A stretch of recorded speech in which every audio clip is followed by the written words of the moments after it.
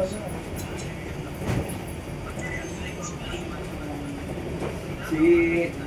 Parintik ko, hindi ko may nakikita doon. No?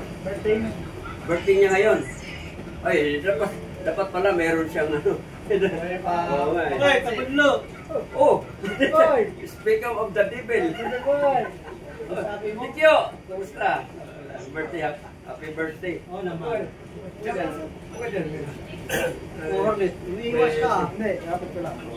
Chairman, Uy, why do you do? Tama-tama kasi birthday mo. Aalis ka na. Hindi, retire, mag-retire ka na, di ba? may vlog na siya sa bukas. Bukas Ang pa. official na day. Oo, Bukas. babay na, ganon. Pero papahinga, papalik pa ko rito. Kaya nga, ibig ko lang sabihin, total, pag-retire ka na, hindi meron akong sa'yo kukwento. Kasi karamihan sa mga nagre-retire, namapasyal-pasyal na lang yan eh. Tapos?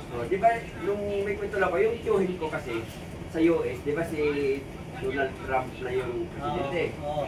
Nagigpit siya ngayon sa mga alien, mga illegal aliens. Illegal aliens. Yung tawag nila sa mga overstaying na, di ba? Overstaying. So, ang ginawa niya, bago maano yung ano na yun, tumakas na kagad siya. Nag-exit siya papunta ng Cuba. Pupunta siya ng Cuba. Doon siya nagtago.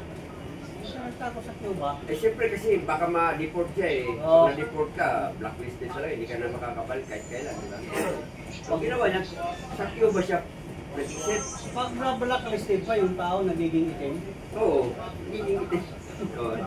Sige, tuloy ko na. Ang nangyari, pagpunta niya sa Cuba, wala siyang wala siyang trabaho. Tinti rin siya doon. Tago rin siya ng tago. Gutom na siya. Napadal siya sa restaurant. Restaurant.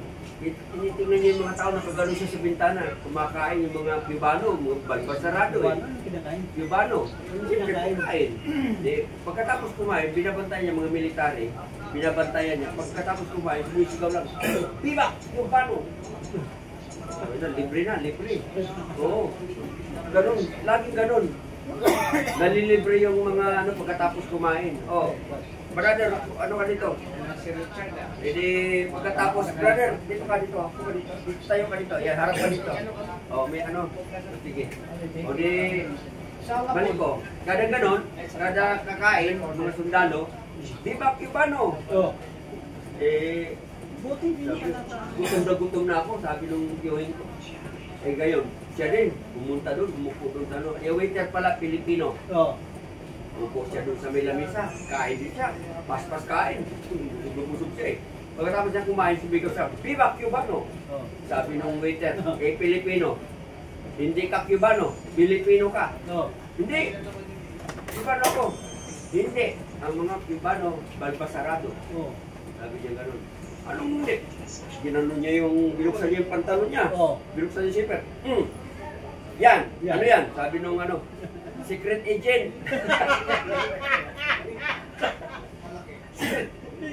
Nandito pala yung balbas. Baka yung Pilipino dito na waiter. Secret agent. Secret agent pala yung... Ikaw, Hornet, secret agent ka? Ikaw, pre. Hindi, mga katabon na. Katuwa lang kasi paalis na ito eh. Cubano rin. Cubano rin eh.